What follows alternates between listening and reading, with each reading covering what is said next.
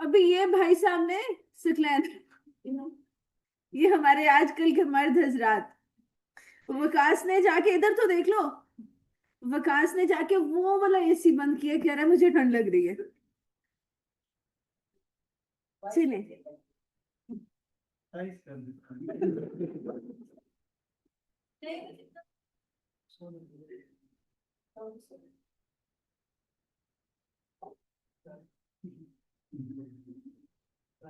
सताईस आप करवा रहे हैं, 28 तो आज बाहर का लग रहा है मुझे। Um, चलें जी, come back to the topic as we had enough time. So I think I feel मौसम अच्छा है, चलो थोड़ा एंजॉय कर लेते हैं। बहुत अच्छी बातें पता चली हैं हमें कुछ लोगों के बारे में। होप ऑनलाइन स्टूडेंट्स भी हमारे पास आज कुछ न्यू कमर्स होंगे, क्योंकि जो प्रॉपर हमारी क्लास स्टार्ट हो रही है वो आज से ही हो रही है। तो एक ओवरव्यू हम लेते हैं अपने सब्जेक्ट का, अपना बाकी सब्जेक्ट्स का भी रिवाइज ही हुआ है। What about I to be? I to be पढ़ रहे थे आप, इकोनॉमिक्स पढ़ रहे थे? इकोनॉमिक्स का क्या करवाया सर? बाद में रिवाइज करेंगे। ओके।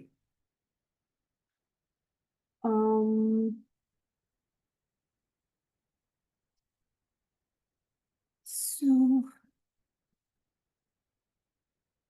जी, ऑनलाइन स्टूडेंट्स में अगर हमारे पास आज कोई न्यू कमर है, यू कैन इंट्रोड्यूस योरसेल्फ। वैसे तो ऑनलाइन वाले बच्चे नहीं आ रहे होते हैं सामने, फिर भी।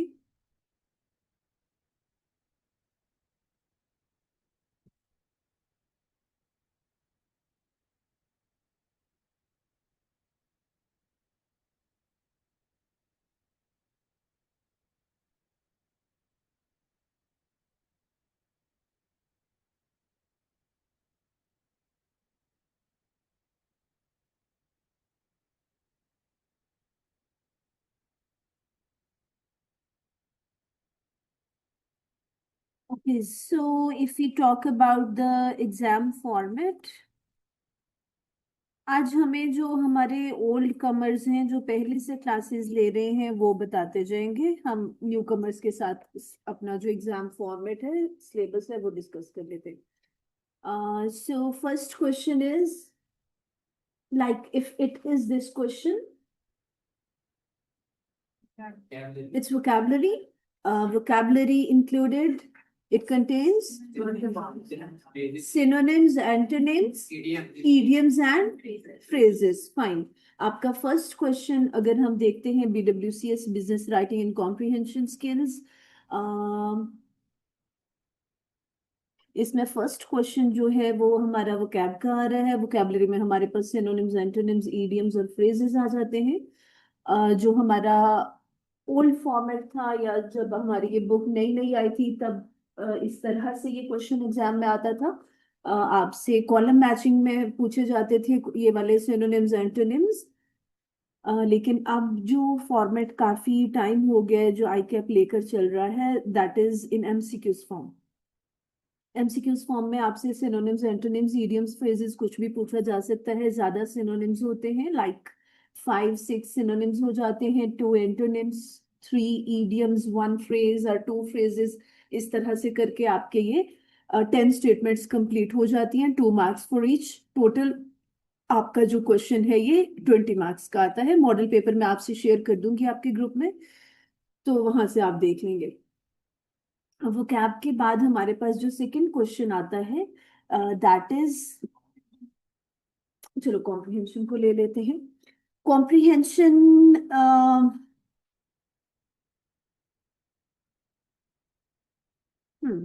कॉम्प्रिहेंशन के टोटल मार्क्स कितने हैं? कॉम्प्रिहेंशन का आपका जो क्वेश्चन होता है, कॉम्प्रिहेंशन में क्या है, जिस तरह से आप पहले पढ़कर आए हैं, आपके पास एक पैसेज गिवन होता है, पैसेज में से क्वेश्चंस होते हैं और आपको उसके आंसर्स देने होते हैं। यहाँ पर उससे भी आसान काम है, आपके क्वेश्चंस गिवन नहीं होंगे, आपकी fill in the blanks given नहीं है, सिर्फ एमसीक्यूज आपको सॉल्व करने हैं। और यहाँ पर जो कॉम्प्रिहेंशन पैसेज का क्वेश्चन है, उसके दो पार्ट्स होते हैं, part A and part B. Part A के आपके पास 20 मार्क्स होते हैं और पार्ट बी के 10 मार्क्स होते हैं। सो कॉम्प्रीहेंशन के टोटल मार्क्स आपके पास आ जाते हैं 30, राइट। अब 20 मार्क्स के आपके एमसीक्यूज आते हैं। एक कॉम्प्रीहेंशन पैसेज गिवन है, उसमें से एमसीक्यूज दे दिए गए हैं वो कैब की तरह। टोटल 10 स्टेटमेंट्स होंगी, 2 मार्क्स फॉर ईच, और ऑप्शंस गिवन होंगे। 20 मार्क्स का आपका ये क्वेश्चन हो जाएगा। रिमेनिंग जो इसका पार्ट बी है उसके 10 मार्क्स है प्रेसी राइटिंग के। न्यू कमर्स में से कोई प्रेसी राइटिंग मुझे बता सके क्या होती है precis writing? No idea. Very nice. Precis mean to precise that thing. जिस तरह से आप समरी करते हैं, आप खुलासा या आप तलखीस जो भी उसको कह लें, वही चीज है ये भी। यहाँ पर थोड़ा सा डिफरेंस ये हाथ आ जाता है कि एक तो आप कॉपी पेस्ट नहीं कर सकते, लाइक सेम वर्ड्स आप नहीं यूज कर सकते। You need to rephrase it, आपको अपनी वर्डिंग में लिखना होता है। और दूसरी जो चीज होती है, यहाँ पर आपके पास वर्ड रिस्ट्रिक्शन होती है इस क्वेश्चन के लिए। आपके पास कॉम्प्रिहेंशन पैसेज अगर 300 वर्ड्स का है, 500 का है, 800 का है, 1000 या 1200 वर्ड्स का, जितना भी शॉर्ट पैसेज है या जितना भी लेंथी पैसेज है, अभी तक आई कैप ने जो क्वेश्चन ये किया एग्जाम में आपका दिया है, that is always in this form.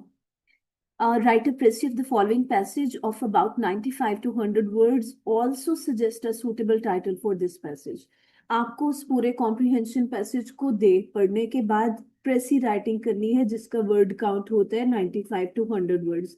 दूसरी बात ये, प्रेसी में आप सारी इंपॉर्टेंट इंफॉर्मेशन लेते हैं। 3 3 4 4 सेंटेंसेस को आप कंसाइज करके भी लिख सकते हैं, रिफ्रेश कर सकते हैं।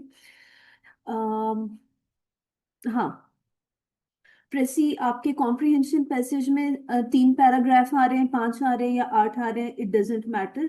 लेकिन जो आपकी प्रेसी राइटिंग है that will be only 1 paragraph.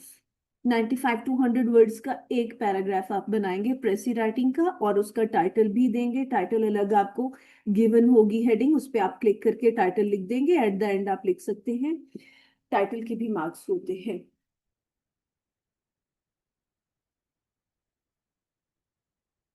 एक और, हाँ, आज क्यों चीजें स्किप हो रही हैं? अच्छा, इसमें एक दफा इस तरह से ये क्वेश्चन आया था आपके एग्जाम में प्रेसी राइटिंग का, कि एग्जाम में 2 डिफरेंट कॉम्प्रिहेंशन पैसेज दे दिए गए थे। एक कॉम्प्रिहेंशन पैसेज में से आपको एमसीक्यू सॉल्व करने थे। एक ही दफा अभी तक आई कैप ने ये क्वेश्चन दिया है, तो आपके 99% चांसेस हैं कि एक ही पैसेज होगा जिसमें से आपने पार्ट ए और पार्ट बी दोनों सॉल्व करने हैं। बट इन केस अगर दूसरी तरह से भी आ जाता है तो आपको आइडिया होना चाहिए। उसमें क्या था, 2 डिफरेंट पैसेज दे दिए गए। कॉम्प्रिहेंशन का डिफरेंट पैसेज था, सॉरी एमसीक्यूज के लिए, और प्रेसी राइटिंग के लिए डिफरेंट पैसेज था। तो उसमें ये था कि दोनों पैसेज पैसेज जो थे वो बहुत शॉर्ट थे, लेंथी नहीं थे, कि ताकि टाइम में आप काम मैनेज कर पाओ। अच्छा, बीडब्ल्यूसीएस में ये है, कोई भी हार्ड एंड हार्श रूल्स नहीं है। You are totally totally dependent on the question statements. आपकी को आप यहाँ पर फॉर एग्जांपल आपने पढ़ लिया है कि 2 पार्ट्स हैं, एक पैसेज आता है एग्जाम में, 2 पैसेज आ जाते हैं, आपने 100%ली उसको फॉलो करना है। यहाँ पर मैंने आपको लेटर राइटिंग का क्वेश्चन करवाया, मेमो राइटिंग का क्वेश्चन करवाया है, लिखना।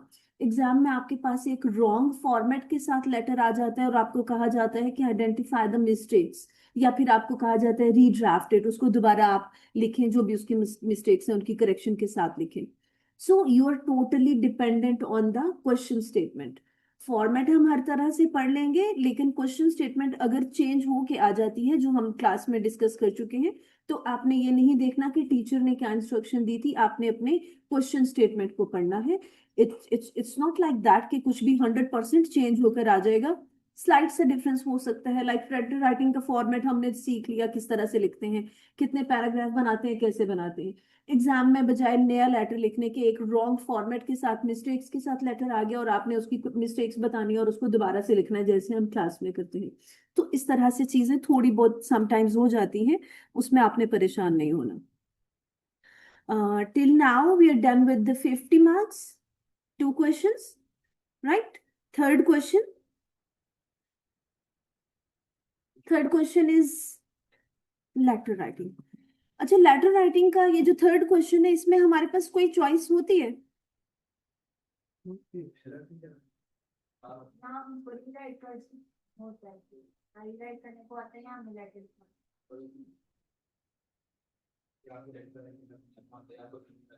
आपको कभी गलत फॉर्मेट आया था, आपको ठीक करना होता है, जैसे कि आपको रीड रहा। Very nice.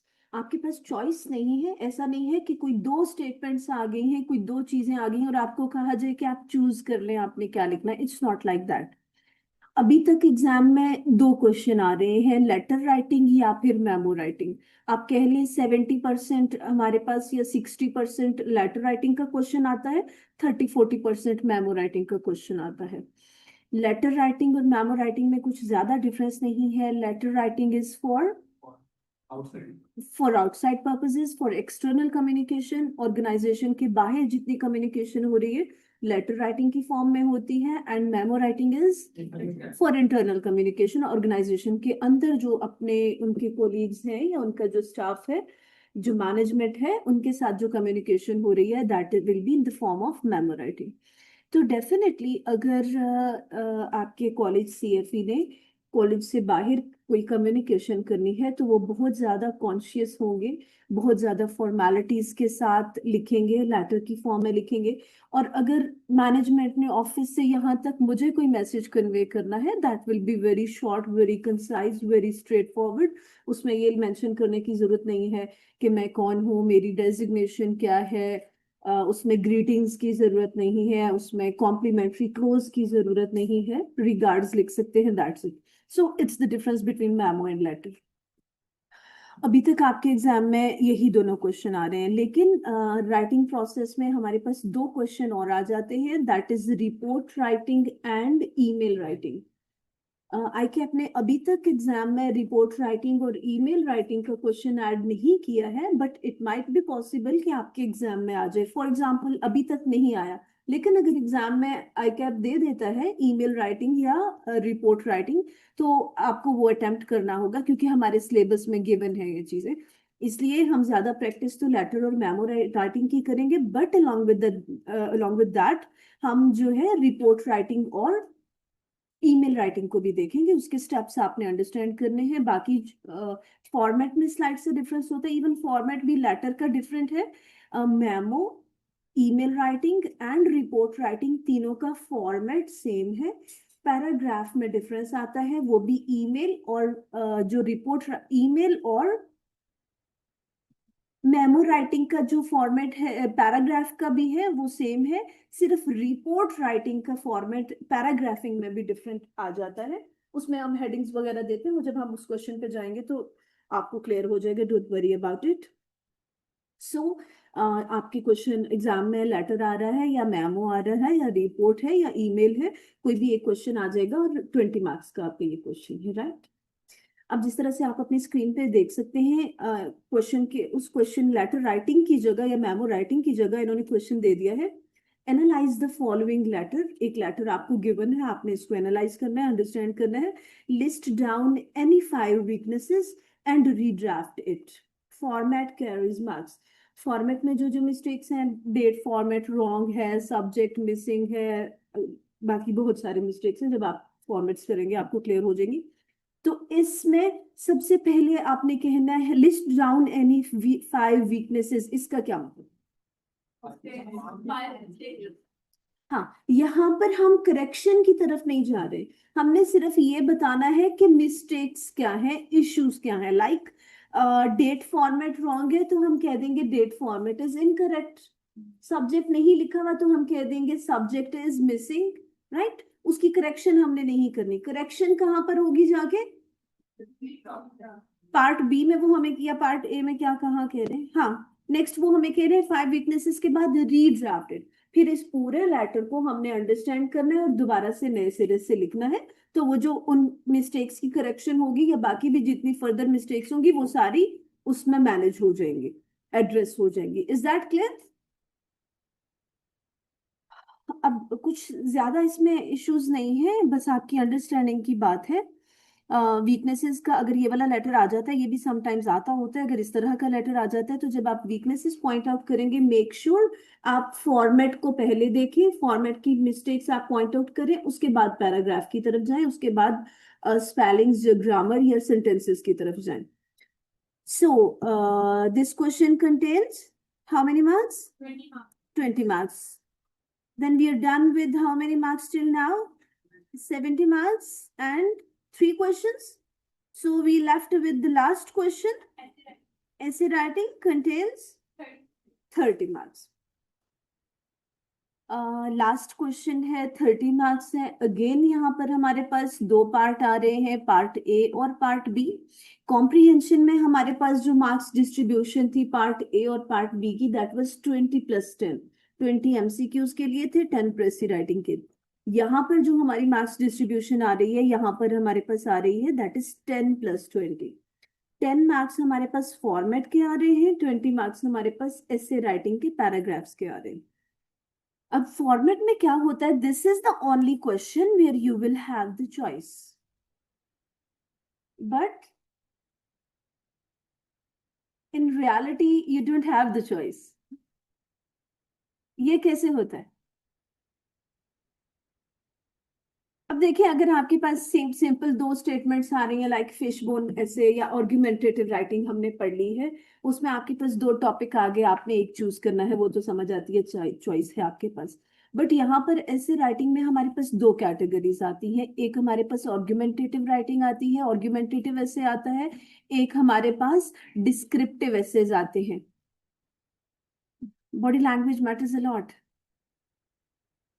एक हमारे पास आर्गुमेंटेटिव एसेज आते हैं, एक हमारे पास डिस्क्रिप्टिव एसेज आते हैं. तो जो आर्गुमेंटेटिव एसेज होते हैं, जिसमें हम कॉजेज इफेक्ट्स बता रहे होते हैं, जिसको हम फिश बोन एनालिसिस कहते हैं, फिश बोन एसेज कहते हैं.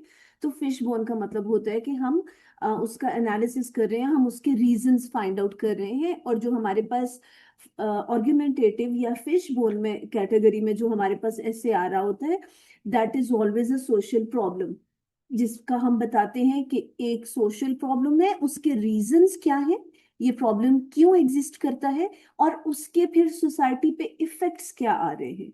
तो इस पैराग्राफ में जो 10 मार्क्स का आपका पोर्शन होता है, उसमें आप पहले प्रॉब्लम स्टेटमेंट बताते हैं, टॉपिक अपना एक्सप्लेन करते हैं कि प्रॉब्लम है क्या, फिर आप उसके 3 रीजंस बताते हैं कि ये प्रॉब्लम क्यों एग्जिस्ट करता है, और फिर आप उसके 3 इफेक्ट्स बताते हैं कि ये प्रॉब्लम एग्जिस्ट करता है तो इसके हमारी सोसाइटी पे ये इफेक्ट्स आ रहे हैं.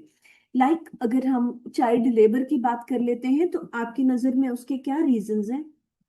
Child labour in Pakistan, unemployment किसकी? अडल्ट्स की. ठीक है, उनके जो पेरेंट्स हैं वो अनएम्प्लॉयड हैं, एम्प्लॉयमेंट नहीं है, तो वो फिर जो है मजबूर हो जाते हैं बच्चों को काम करवाने के लिए. और पॉवर्टी, फाइन. लो वेज रेट, ओके. पेरेंट्स का जो वेज है वो मैन पावर ज्यादा, दैट इज नॉट इनफ के उनकी जो बेसिक नीड्स हैं फैमिली की वो फुलफिल कर पाए. ओके. सोशल नॉर्म्स भी बिल्कुल ठीक है कि हमारी सोसाइटी में इसको कोई बुरी चीज कंसिडर ही नहीं किया जाता, चाइल्ड लेबर को हम एक्सेप्ट करते हैं एज अ सोसाइटी. ठीक है, ये भी रीजन है. और लैक ऑफ एजुकेशन, फाइन. आप क्या बोल रहे हैं? ठीक है, एजुकेशन भी नहीं है, अवेयरनेस भी नहीं है. Eight the end of parents भी हम कह सकते हैं कि पेरेंट्स कहते हैं कि पढ़ लिख के क्या करना है, फिर भी इन्होंने काम ही करना है, तो क्यों ना, अब अवेयरनेस नहीं है ना, क्यों ना हम अभी से इन्हें काम पे डाल दें. जितना इन्होंने पढ़ना है इतने तक इनके पास हुनर आ जाएगा, स्किल आ जाएगी, ये काम में पक्के हो जाएंगे, अर्निंग बेहतर हो जाएगी. अवेयरनेस नहीं है एजुकेशन के हवाले से. ठीक है, हम चाइल्ड प्रोटेक्टिव सर्विसेज कह लें, चाइल्ड प्रोटेक्शन लॉज कह लें, लॉज की इम्प्लीमेंटेशन नहीं है. ओके, वायलेशन होती है. अब हमने रीजंस फॉर एग्जांपल देख लिए, इसमें से आप कोई से 3 रीजन ले लेंगे जिनको आपको लगता है. अब जो आपने रीजंस ले लिए 3, उसके साथ एसोसिएट करने हैं 3 इफेक्ट्स कि अगर अवेयरनेस नहीं है तो इसका इफेक्ट क्या हो रहा है. और अब इस का लैक ऑफ अवेयरनेस और जो उसका आप इफेक्ट ले रहे हो, इन दोनों को मिला के फिर आप अपना जब ऐसे राइटिंग करेंगे तो उसमें आप अपना एक पैराग्राफ लिख देंगे. राइट. ओके, ओवरऑल हम डिस्कस कर लेते हैं, आपकी नजर में इफेक्ट्स क्या क्या हो सकते हैं? मेंटल मेंटल एंड फिजिकल लो होगा, ठीक है, mental and physical burden on children. बच्चे मेंटली भी सफर करेंगे, मेंटल इश्यूज को भी फेस करना पड़ेगा उनको, और लॉस ऑफ एजुकेशन तो है ही है, फिजिकली भी उनको बहुत चीजें बेयर करना पड़ेंगी डेफिनेटली। उस एज में चाइल्ड लेबर इट मींस कि स्पेसिफिक एज है जिससे कम बच्चे हैं और वो काम कर रहे हैं, तो फिजिकल जो है वो उतना नहीं कर सकते हैं, उनके लिए पॉसिबल नहीं होते, तो फिजिकल में बहुत सारी चीजें आ जाती हैं, फिजिकल अब्यूज आ जाती है और बहुत सारी चीजें उनको फेस करना पड़ सकती हैं, और less less, less mental and physical social growth ठीक है, और पॉपुलेशन, तो इसका पॉपुलेशन इंक्रीज है। ओके, आप सब लोग क्या इनसे इम्प्रेस हो गए? आई वॉज हैप्पी कि इस क्लास में गर्ल्स की स्ट्रेंथ अच्छी है, आप लोग क्यों नहीं पार्टिसिपेट कर रहे? हाँ, ऐवे खुश हो रहे हो, वो वैसे करेंगे, इम्प्रेस थोड़ी ना हुई है, क्या नाम है तुम्हारा? हाँ, मोहसिन रजा और हमाद अहमद, ओके, जी, समझ आ रही है बेटे जो हम डिस्कस कर रहे हैं? So class participation is mandatory, why so? Topics तो आम हमारी वही चीजें हैं जो हम डेली बेसिस पे फेस कर रहे होते हैं, स्पेशली अगर जो अभी हम चीज डिस्कस कर रहे हैं। क्लास पार्टिसिपेशन का पर्पस ये है, अभी आपका इनिशियल लेवल है, इनिशियल फेज है, किसी गैदरिंग में, किसी क्लासरूम में, किसी जगह पे जब आप कुछ ज्यादा लोगों में बैठे होते हैं और आप बोलते हैं, आप अपना पॉइंट ऑफ व्यू देते हैं, this thing gives you confidence. आप एक दफा बात करोगे, दो दफा करोगे, तीन दफा करोगे, आपका कॉन्फिडेंस लेवल बढ़ता जाएगा, यस मैं बात कर सकती हूँ, मैं अपना पॉइंट ऑफ व्यू दे सकती हूँ। तो आपकी स्टडी के साथ, आपकी रोट लर्निंग या आपकी अंडरस्टैंडिंग के साथ, आपकी पर्सनालिटी पे काम होना, आपके कॉन्फिडेंस लेवल पे, आपकी कम्युनिकेशन एनहांस होना बहुत बहुत इंपॉर्टेंट है। ओके, तो उस एस्पेक्ट से आप क्लास पार्टी में पार्टिसिपेशन करेंगे। BWCS में क्लास पार्टिसिपेशन जितनी भी होती है, that is a normal discussion, classroom discussion होती है। इसमें इट्स नॉट लाइक दैट कि अभी तक जो हम बात कर रहे हैं मैंने आपको कुछ पढ़ाया नहीं है, कोई टेस्ट नहीं है, अगर आप गलत बोल देते हैं नो इश्यूज एट ऑल, हम एक चीज डिस्कस कर रहे हैं पढ़े बगैर, ऐसा ही है, तो उसमें आप रॉन्ग बोल they know issues at all, पूरा का पूरा जितना बोल रहे हो अगर सबका सब भी गलत बोल रहे हो no issues at all, I need only your involvement in the classroom, got the point? Okay, that's great. So effects में और क्या क्या हो सकता है? Exploitation, okay, exploitation of child rights हम कह सकते हैं, और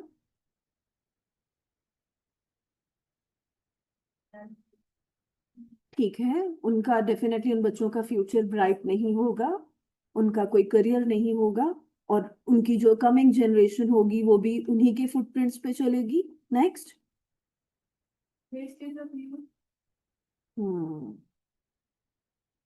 जिस सोसाइटी में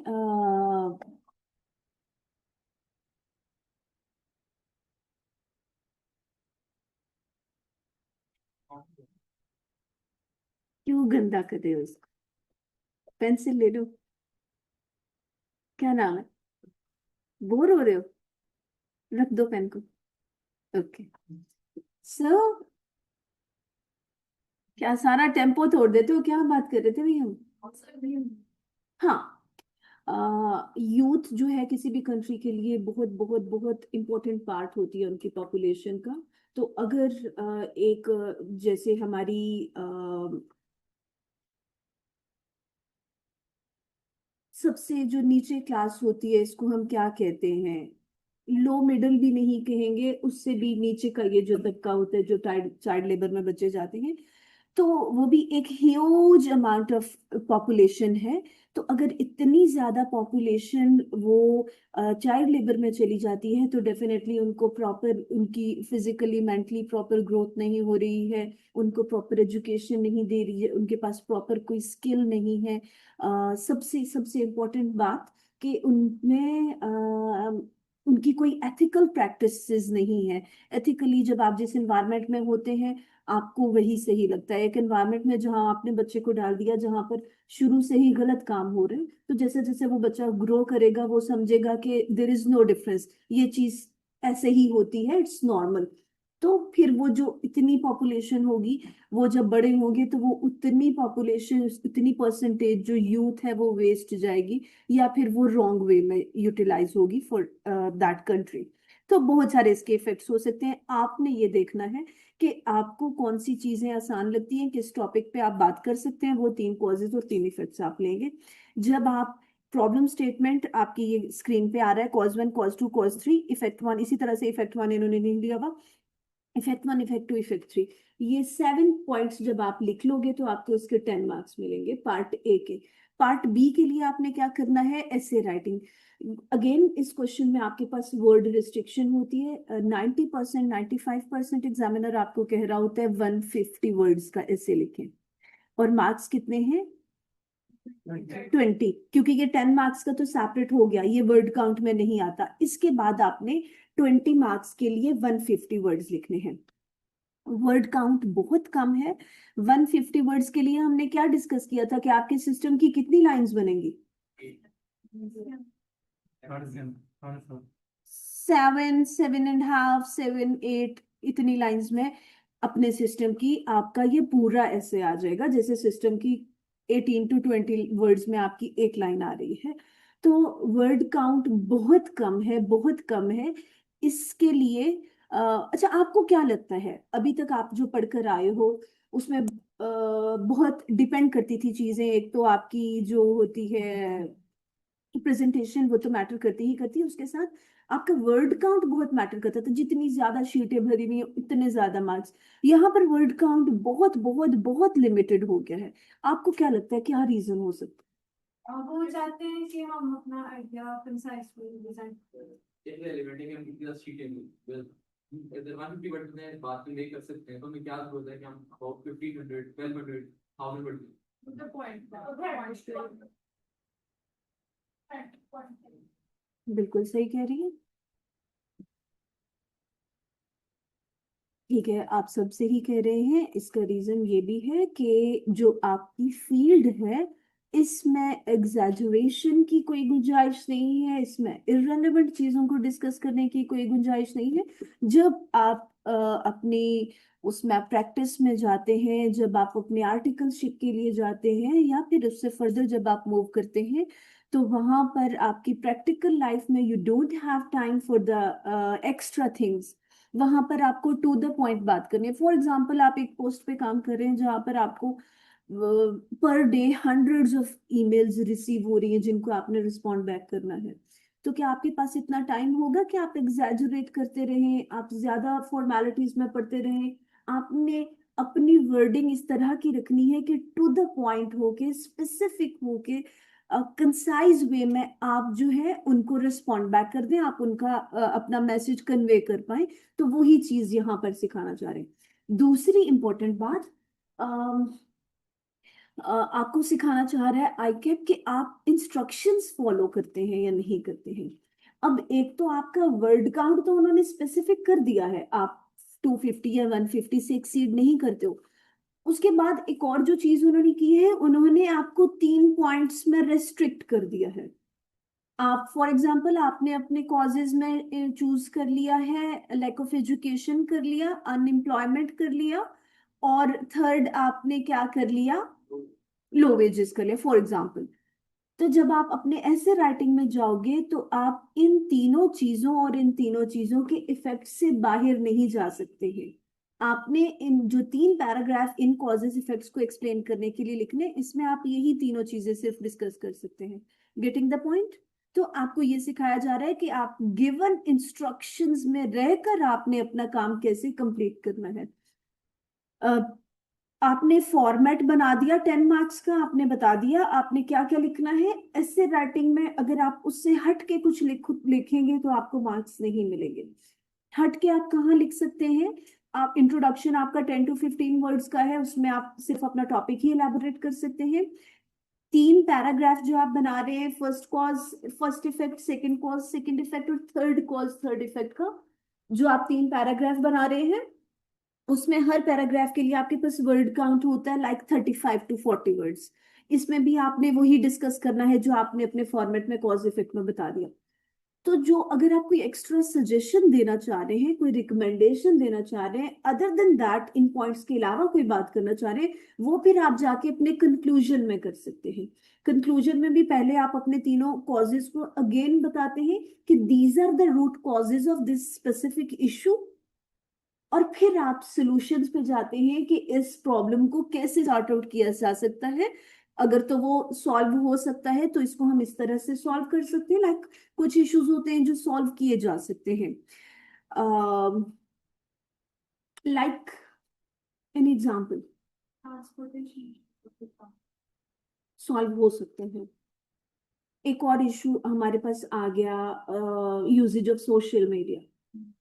अब आपके जो एंड्रॉइड्स हैं, आपकी आधी से ज्यादा जिंदगी उन पे डिपेंडेंट है, आपने पढ़ना वहां से है, आपकी जो कम्युनिकेशन है वो वहां से हो रही है, आप कहीं जॉब के लिए अप्लाई कर रहे हैं, आप कोई इंफॉर्मेशन ले रहे हैं, आप अपनी कम्युनिकेशन पे काम कर रहे हैं, तो बहुत सारी चीजें आपकी डिपेंडेंट है उस पर। तो इसमें फिर हम ये वाला प्रॉब्लम सॉल्व नहीं हो सकता। हाँ, आप यूजेज को मिनिमाइज कर सकते हैं, आप रिस्ट्रिक्ट कर सकते हैं। तो आपने अपने कंक्लूजन में ये भी ध्यान रखना है कि प्रॉब्लम स्टेटमेंट क्या है, उसको आप इरेडिकेट कर सकते हो, उसको आप रिमूव कर सकते हो, या आप उसको मिनिमाइज कर सकते हो। Is that clear? तो इसमें ओवरऑल बीडब्ल्यूसीएस में अंडरस्टैंडिंग रिक्वायर्ड है, एक्टिव माइंड रिक्वायर्ड है। एक्टिव माइंड रहेंगे, अंडरस्टैंड करेंगे चीजों को, तो काम चलेगा। अगर रोट लर्निंग की तरफ जाएंगे, रटली चीज रटली रटली, that will not work. Getting the point? Difficult नहीं है, टाइम टेकिंग लाजमी है। इसी तरह से आपका सेकंड पार्ट जो आ जाता है, हमने डिस्कस किया था, एफिनिटी होता है या डिस्क्रिप्टिव एसेज होते हैं जहां पर आपको डिस्क्राइब करना होता है। उसमें भी आपकी यहाँ पर आपके पास फर्स्ट पार्ट के लिए 10 मार्क्स के लिए 7 पॉइंट्स थे, 3 causes, 3 effects and 1 problem statement. आप अपनी स्क्रीन पे देखेंगे, ये जो आपका क्वेश्चन आ रहा है, क्वेश्चन 2, इसमें आपके पास जो वहां पर प्रॉब्लम स्टेटमेंट थी उसकी जगह यहाँ पर मेन आइडिया आ रहा है, या फिर आप इसको मेन स्टेटमेंट भी कह सकते हैं। वहां पर प्रॉब्लम स्टेटमेंट है, यहाँ पर आप इसको मेन स्टेटमेंट का नाम दे सकते हैं, या मेन आइडिया का, वही आपने अपना टॉपिक इलैबोरेट कर देना। उसके बाद फिर आपने अपने टॉपिक को डिवाइड करना है 3 पार्ट्स में। यहाँ पर आपको स्क्रीन पे नजर आ रहा है आइडिया 1, फिर उसको आपने डिवाइड कर दिया सब आइडिया 1, सब आइडिया 2, फिर आइडिया 2।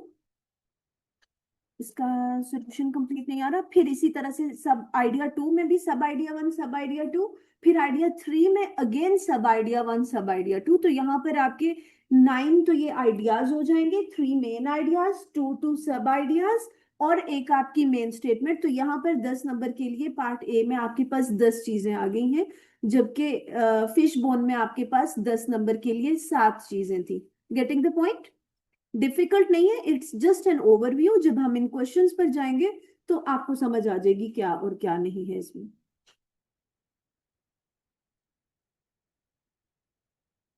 ओके, यहाँ तक हमारा 10 मार्क्स का हो गया। अगर हम ऐसे राइटिंग से जाते हैं तो दोनों क्वेश्चंस की सेम रिक्वायरमेंट्स है। वही ऐसे राइटिंग आप 150 वर्ड्स की करेंगे, या समटाइम्स 250 वर्ड्स आ जाते हैं। और पैराग्राफ 5 पैराग्राफ होते हैं। फर्स्ट इंट्रोडक्शन होता है, सेकंड, थर्ड और फोर्थ में आप 3 कॉजेस, 3 इफेक्ट्स डिस्कस कर लोगे, या फिर ये 3 मेन आइडियाज डिस्कस कर लोगे जिनमें 2 2 सब आइडियाज आ रहे हैं। जब आप ऐसे राइटिंग करेंगे, कहीं पर कोई हेडिंग कुछ भी नहीं आएगा, सिंपली जब आपका एक पैराग्राफ एंड होता है, ब्लैंक लाइन स्किप करते हैं और नेक्स्ट पे मूव कर जाते हैं। Introduction, these 3 paragraphs, and at the end it will be conclusion there as always, आप उसको कंक्लूड कर देंगे। So this is the whole format. यहाँ तक आपके पास 2 घंटे का टाइम है। बीडब्ल्यूसीएस के पेपर के लिए 100 मार्क्स है, और टोटल आपके पास 4 क्वेश्चन है। Clear? Again I need to discuss the same thing कि बाकी सब्जेक्ट्स की तरह I2B है, इकोनॉमिक्स है, या कुछ और आपके अकाउंटिंग है, सब्जेक्ट्स हैं, शायद आपकी बेस नहीं है उन सब्जेक्ट्स की, but BWCS is the subject जिसमें आपकी बेस है। आप वन क्लास से या प्रेप प्ले ग्रुप से ABC पढ़ते आए हैं, और ये जितने क्वेश्चन अभी हमने क्लास में डिस्कस किए हैं ये सारे क्वेश्चन आप अटेम्प्ट करके आ चुके हैं, सही है। प्रॉब्लम कहाँ पर होता है, जहां पर आप इंस्ट्रक्शन फॉलो नहीं करते। अच्छा देखिए, बाकियों में आपकी बेस एज सच स्ट्रांग नहीं है, इसमें है, but still at PRC level failure ratio in BWCS is higher than the other subjects. Why so? They don't follow the instruction. Reason सिर्फ और सिर्फ ये है कि इस सब्जेक्ट में प्रैक्टिस रिक्वायर्ड है, अंडरस्टैंडिंग रिक्वायर्ड है, जबकि ज्यादातर स्टूडेंट जो है वो ओवर कॉन्फिडेंट हो जाते हैं कि बाकी सब्जेक्ट्स हमें नहीं, हमने पढ़े हुए हमें उनको टाइम देना चाहिए, ये तो हमें आता ही है, बस लेटर का मेमो का हमने फॉर्मेट समझना है और हम लिख लेंगे। लेकिन अगर इतना आसान होता तो फिर ये CA में सब्जेक्ट ऐड ना होता। और दूसरी बात ये होती है कि आपका कंप्यूटर बेस्ड एग्जाम होता है, CB एग्जाम होता है, पहले आप मैनुअल में थे, आप हाथ से लिखते थे, यहाँ पर आप टाइप करते हैं। PRC लेवल के, सो रही है ये, बोर हो गई हो, नाश्ता किए, ओके। PRC में बाकी आपके जो पेपर्स हैं आपके 100 मार्क्स के लिए 50 MCQs होते हैं, दैट्स इट। BWCS में वही आपके 100 मार्क्स हैं, बट आपके 20 MCQs आ जाएंगे, 10 MCQs for vocab and 10 MCQs for comprehension and 20 marks एक क्वेश्चन के हैं, तो 40 मार्क्स के आपके MCQs आ रहे हैं, 20 MCQs। बट उसके साथ आपको ऐसे उसके साथ आपको अपनी प्रेसी राइटिंग का क्वेश्चन टाइप करना है, आपको लेटर या मेमो या रिपोर्ट या ईमेल जो भी क्वेश्चन आ जाता है आपको वो भी टाइप करना है, और उसके साथ आपने ऐसे राइटिंग भी अपना ये वाला क्वेश्चन भी टाइप करना है। तो टाइपिंग का भी एक फैक्टर आ जाता है, अगर आपकी प्रैक्टिस नहीं होती है, कंफ्यूज हो जाते हैं, फिर समटाइम्स आप अंडर प्रेशर आ जाते हैं बच्चे। आप फिजिकल एनुअल सिस्टम से आप यहाँ पर आ गए हैं जहाँ पर सेमेस्टर भी नहीं है, सेमेस्टर होता है 6 मंथ्स का, यहाँ पर आपको 2-3 मंथ्स में अपेयर होना होता है एग्जाम में, एक वो प्रेशर होता है। फिर आप फिजिकल मैनुअल से आप आ जाते हैं कंप्यूटर बेस पे, फिर आप नॉर्मल एजुकेशन जहाँ पर आपके पास एक बुक गिवन होती है और उसमें से आपका पेपर आना है, आपने उसी में से तैयारी करनी है, आपको पता है मैंने ये सेलेक्टिव कर लिया या मैंने सारा कर लिया, इस तरह से मेरा इसी में से क्वेश्चन आना। बट यहाँ पर आपने रीड आउट कर लेना, अंडरस्टैंड कर लेना, but you are not sure कि क्वेश्चन इसमें से आएगा या नहीं। फॉर्मेट्स हम समझ लेंगे लेकिन स्टेटमेंट बाहर से भी आ सकती है, तो आपको फिर एग्जाम में उस स्टेटमेंट को अंडरस्टैंड करना, उसके अकॉर्डिंग अपनी माइंड मैपिंग करनी कि इसमें आप क्या लिख सकते हैं, क्या एलाबोरेट कर सकते हैं, उसकी मार्क्स डिस्ट्रीब्यूशन कैसे होगी। तो वो चीजें काफी सारी लेंथी हो जाती हैं जो आपको समटाइम्स प्रेशराइज कर देती हैं अगर आपकी प्रिपरेशन अच्छी ना हो तो। नॉट रियली, टाइपिंग की हमारी क्लासेस तो होंगी, टाइपिंग प्रैक्टिस के लिए आप जाएंगे, लेकिन सिखाने वाला आपने खुद करनी है प्रैक्टिस। ऑनेस्टली स्पीकिंग आपको कंप्यूटर लैब तो अवेलेबल होगी, क्लास में तो हम कम ही जाएंगे, आपकी तो स्ट्रेंथ ज्यादा है, क्लास जिस क्लास की स्ट्रेंथ कम होती है उसमें तो फिर मैं क्या करती हूँ कि एट द एंड में लैब में क्लास शिफ्ट कर लेती होती हूँ, वहीं पे क्लास लेते हैं, वहीं पे 7 बच्चे प्रैक्टिस करते जाते हैं। आपको भी हम लेकर जाएंगे, लेकिन it is totally your responsibility. Computer lab आपको अवेलेबल होगी, आपको टाइम बता दिया जाएगा, आप ब्रेक में जा सकते हैं, आप जब आपकी क्लासेस ऑफ होती हैं उसके बाद आप जा सकते हैं, लेकिन प्रैक्टिस आप खुद करेंगे, बहुत आसान है। अगर आप आज से भी करते हैं, आप 10 मिनट्स डेली अपनी टाइपिंग को दे रहे हैं, तो आपका एग्जाम 100% क्लियर हो जाएगा टाइपिंग के एस्पेक्ट से अगर देखते हैं। So it's not difficult at all. अच्छा, इसमें मैं कभी भी स्पीड रिकमेंड नहीं करती हूँ, आप टाइपिंग स्टार्ट करें, जो नहीं करते हैं मैं क्वेश्चन वाइज करती होती हूँ। फॉर एग्जाम्पल हमारा जो एग्जाम है आपका पूरा ये 2 घंटे का है, 4 क्वेश्चन है, तो हम क्या करते हैं 1-1 घंटे को डिस्ट्रीब्यूट कर लेते हैं। लाइक पहला घंटा जो है आपका वो आपका वोकैबलरी और कॉम्प्रिहेंशन का है, वोकैब के आपके पास आ जाते हैं, वोकैब के लिए 20 मिनट्स आ जाते हैं, कॉम्प्रिहेंशन के लिए आपके पास 40 मिनट्स आ जाते हैं। Getting my point. अब कॉम्प्रिहेंशन में समटाइम्स ऐसे भी होता है कि बहुत कॉम्प्लेक्स पैसेज आ गया, आपको बार बार रीड करना पड़ रहा है, आपको समझ नहीं आ रही है, और हो सकता है कि वोकैब बहुत आसान हो, आपने एक नजर में देखे और आप टिक करते गए हो, इट माइट बी पॉसिबल आपने 3 से 5 मिनट में अपनी वोकैब कंप्लीट कर ली, तो ये 15 मिनट्स आप उसमें एडजस्ट कर सकते हैं अपने कॉम्प्रिहेंशन में। सेम आपका नेक्स्ट जो 1 घंटा है वो आप डिस्ट्रीब्यूट कर सकते हैं फॉर लेटर राइटिंग एंड ऐसे राइटिंग। तो लेटर राइटिंग के लिए आपके पास 20 मिनट्स का टाइम है, ऐसे राइटिंग के लिए आपके पास 40 मिनट्स का टाइम है। तो ओवरऑल इसमें कोई रेस्ट्रिक्शन नहीं है, आप कर सकते हो। हाँ, जब आप अगर आप सेल्फ प्रैक्टिस की बात कर रहे हो टाइपिंग की, तो उसमें आप ये कर सकते हैं कि आप क्वेश्चन वाइज कर ले। लाइक आप एग्जाम में आपके पास 15 मिनट का लेटर के लिए 15-20 मिनट्स का टाइम है, तो आप कोशिश करें कि आप जब लेटर टाइप कर रहे हैं अपने सिस्टम पे, तो आप 15 मिनट्स का मार्जिन रखें कि 15 मिनट में आपने इसको कंप्लीट करना है। ऐसे राइटिंग का टाइम आपके पास एग्जाम में अगर 40 मिनट्स का है, आप अपना जो टारगेट है अपनी, जब आप प्रैक्टिस करते हैं, आप 30 मिनट्स का टारगेट रखें कि 30 मिनट्स में आपने ये क्वेश्चन कंप्लीट करना है। वो जो 10 मिनट्स का आप मार्जिन रख रहे हो वो किस लिए? वो इसलिए कि अगर आपके पास कोई नया क्वेश्चन आ जाता है, नई स्टेटमेंट आ जाती है जो हमने क्लास में डिस्कस नहीं की, जो आपने नहीं पढ़ी, तो वो 10 मिनट्स आप लेके रिलैक्स होके सोच सकते हैं, माइंड मैपिंग कर सकते हैं कि इसमें आप कौन से पॉइंट्स लिख सकते हैं, कौन से ऐसे कॉजेज हैं जिनके आपके पास वैलिड इफेक्ट्स हैं, और जिनको आप फिर आगे ऐसे राइटिंग में डिस्कस भी कर सकते हैं। इसी तरह से लेटर का भी हो जाएगा। तो वो जो मार्जिन है वो इसलिए होता है ताकि एग्जाम में आप अंडर प्रेशर ना हो और आप टाइम पे अपना काम मैनेज करें। सो जब आप प्रैक्टिस करेंगे, अभी तो हम इनिशियल फेज पर हैं, जब आप प्रैक्टिस करेंगे तो आप अपना क्वेश्चन वाइज टाइम रखेंगे, टाइपिंग स्पीड के अकॉर्डिंग नहीं। आह, जी और कुछ रह गया हो? टाइम 2 मिनट रहते हैं अभी। हाँ, हमाद अहमद, नाम याद करना है अब तुम्हारा, करना पड़ेगा, क्या करें जी। क्लास में वहीं से स्टार्ट करेंगे, यहाँ पे क्लास एंड करने से। नहीं, वो तो क्लासरूम अच्छा नहीं है।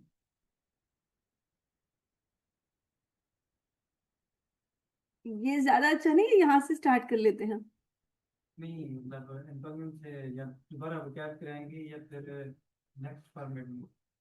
अच्छा, वो कैब जो हमने की है बुक से की है, बहुत आसान है। तो अब जो हम वो कैब स्टार्ट करेंगे वो इम्पोर्टेंट असाइनमेंट से ही स्टार्ट करेंगे, और वो जो बुक वाली वो कैब है वो तकरीबन तकरीबन 90% उस असाइनमेंट में कवर हो जाएगी। ठीक है, तो फिर हम अपनी जो इम्पोर्टेंट असाइनमेंट है, इम्पोर्टेंट वो कैब से मुराद क्या है कि अभी तक आई कैब में जितनी भी वोकैबलरी आ चुकी है, जो सबसे ज्यादा रिपीट हो चुके हैं वर्ड्स, वो सारे उस असाइनमेंट में है। थोड़े से डिफिकल्ट हैं तो वहां से हम स्टार्ट लेंगे कल से इंशाल्लाह। I think it's enough for today. If there is any question you may discuss please, या किसी क्वेश्चन में किसी को कोई एम्बिग्विटी हो, कोई चीज क्लियर नहीं हो, you may ask. Khalid Mahmood, क्यों मुस्कुरा रहे हो? मौसम का असर हो रहा है जी। Is this your last class? हाय बेचारो। चले, okay then, no questions from online students. If there is any question you may ask please. Mark करोगे तुम मेरे से? चले, ओके जी, देन टेक केयर, अल्लाह हाफिज।